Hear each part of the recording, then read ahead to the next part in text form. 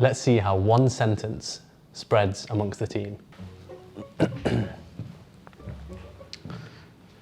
big black dog bit a big brown bear on his big black nose. The big black dog bit the big brown bear on his big black nose.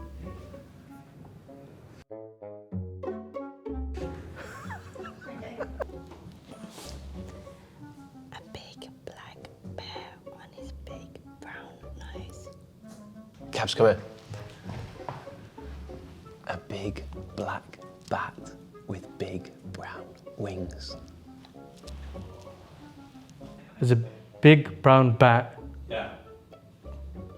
bit an Asian guy who then turned into Batman. Now, you might associate crypto with Bitcoin and investing in this coin and that coin and overnight millionaires. But in this video, and through more videos like this one, I want to explore the real world application of crypto, how it's actually going to affect our lives in the future. You see, I'm just an ordinary guy like you. I'm someone that's trying to understand tomorrow's world. I'm not a mathematician, I'm not a tech whiz. I'm really just trying to understand what the future of the world is actually going to look like. And so I want to take you on a quest with me through these videos and actually understand crypto and the real world application of crypto. And actually understanding all of that will help us to become better investors in crypto as well, because we'll actually understand the things that we're investing in. Islamic Finance Guru, or IFG for short, is a personal finance and halal investing comparison platform where you can analyze, review, and check out all the latest and greatest things coming out of Islamic finance. Our mission is to help Muslims globally become wealthier. If you want to chat to me, Ibrahim, or thousands of like-minded other people, then make sure you join our Telegram groups. Make sure you like, subscribe, and share this channel. And now let's dive in. This is a concept which actually really helped me to start digging deeper into crypto. And I'm going to try and explain it very, very briefly. So this was a concept which was posited in an academic paper. And the concept is this. Imagine you've got a city which is encircled by an army, and the army is divided up into divisions, and each division has a general at its head. The divisions are quite far apart from each other because they're encircling a city, and cities tend to be quite big. And the problem is this: the commanding general needs to issue an instruction to all the other lieutenants and the other generals of these divisions, and he needs to tell them whether they are attacking or whether they are retreating. Now, there's one key problem here, and you're probably familiar with this problem from the age-old game of Chinese whispers.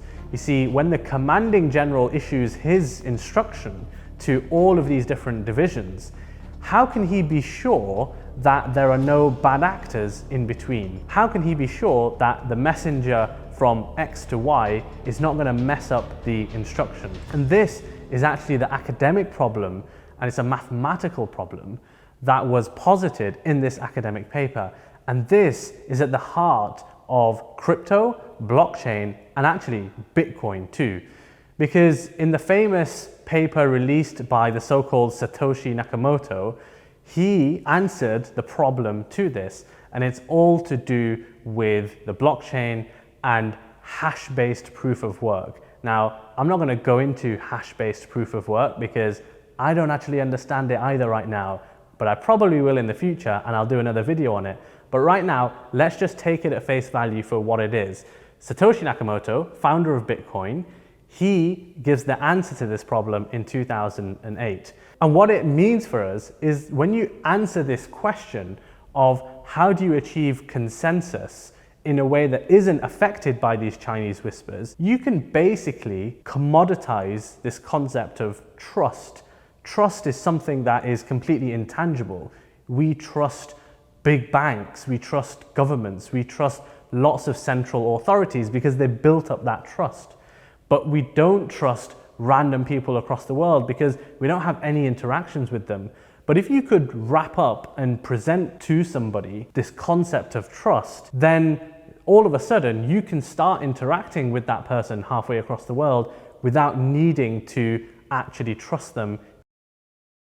You see, when new technologies come about, and it was the same with the web back in the late 90s, we as humans have this limiting factor, which is all we can ever do is take the current paradigm of the world and try to apply it to this new technology. And without any doubt, blockchain and other stuff will enable obvious things like faster payments or signatures and helping with regulation and other kinds of problems like that. But it will also unlock a whole bunch of other things which we don't actually know right now. Because if you think about the web right now, nobody envisaged it to be like it is now back in the late 90s. There's a whole ecosystem that needs to develop with this. And that's all for today. I hope it's been thought-provoking. I hope that you can leave some comments with your own thinking and musings about the future of crypto as well and what it means for all of us. Remember that this is just the first video in a whole series of short videos that I'll be doing around crypto as I go on this journey and start learning more and more for myself. And again, a reminder that if you join the IFG crypto group on Telegram, you'll be able to put some comments in there and perhaps we can have a dialogue in there too. So thank you for watching, and until the next video, Assalamu alaikum.